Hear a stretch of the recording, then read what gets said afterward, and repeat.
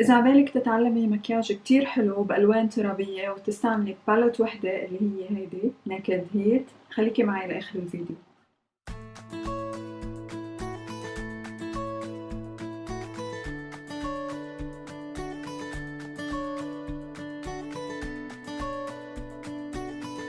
كيفكن؟ شو أخباركن؟ أنا اسمي سلطانة وأهلا وسهلا فيكن بالقناة. إذا أنتِ أول مرة تفوتي على قناتي وبدك تتعلمي أشياء عن الميك اب والتجميل والعناية بالبشرة والاهتمام بالشعر، بلشي هلأ اشتركي بالقناة واضغطي على جرس الإشعار منشان ما يفوتك شي.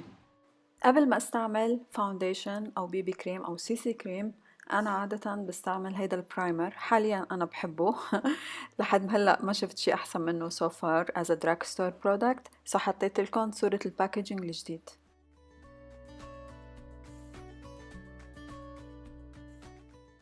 واليوم حبيت استعمل بي بي كريم لوريال ريفيتا ليفت ريبير. هيدا البرودكت فيه نسبة ترطيب عالية، كرمال هيك عم تشوفوا شوي بشرتي صارت فيها لمعة.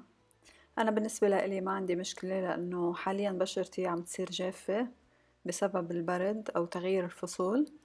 استعملت الكوبوكي براش من سيجما كرمال حط هيدا البرودكت، وهيدي البراش أنا بستعملها للفاونديشن بي بي كريم أو سي سي كريم.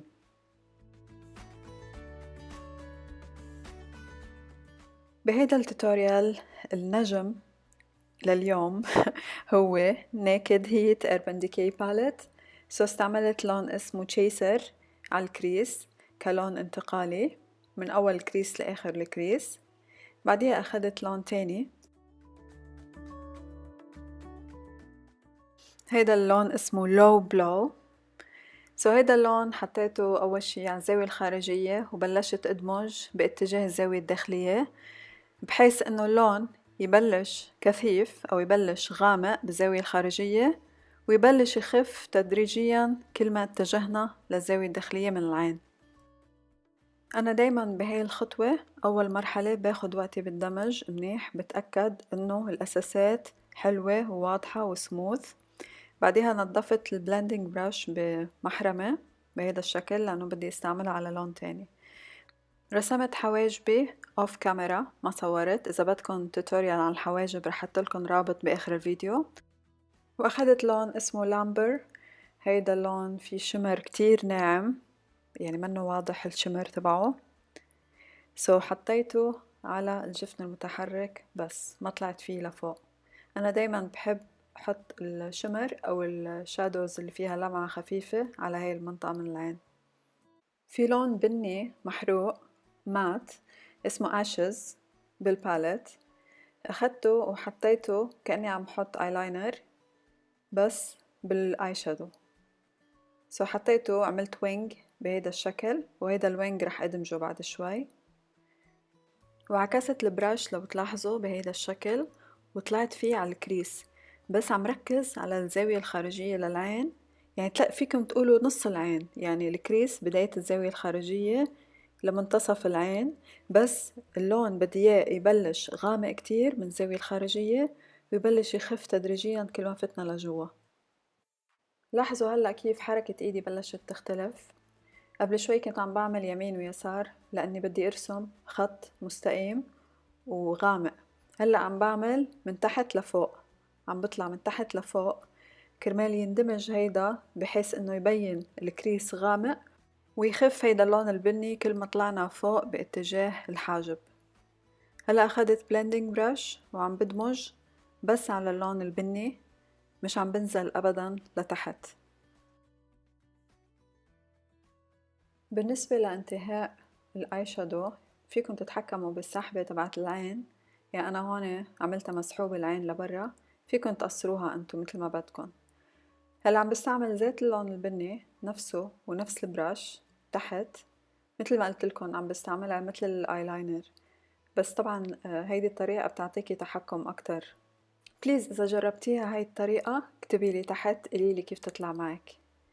عم ركز بس على الزاوية الخارجية. ليه؟ لأنه أنا شكل عيني شوي دائري، فأنا بدي أعمل شوي عيني مسحوبة لبرا.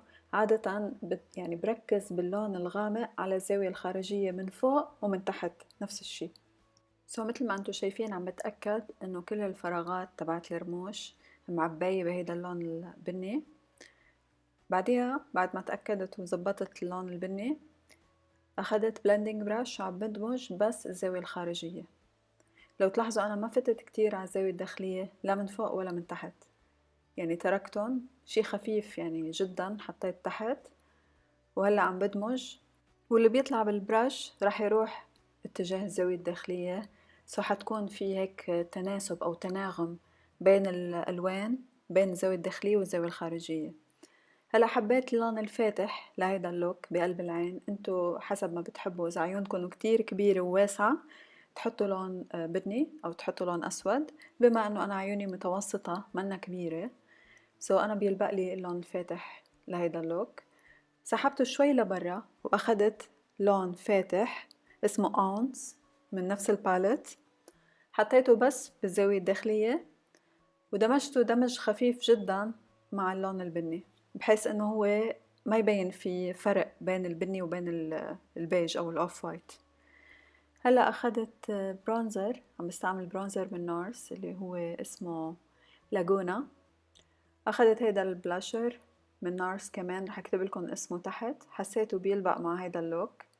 لو تلاحظوا هيك شوي على اورنج اندرتون، الوان ترابية كتير حلوة، خصوصا انه انا شعري كمان بني وفي خصل هايلايت، هاي الالوان كتير بتلبق للبنات اللي عاملين هايلايت.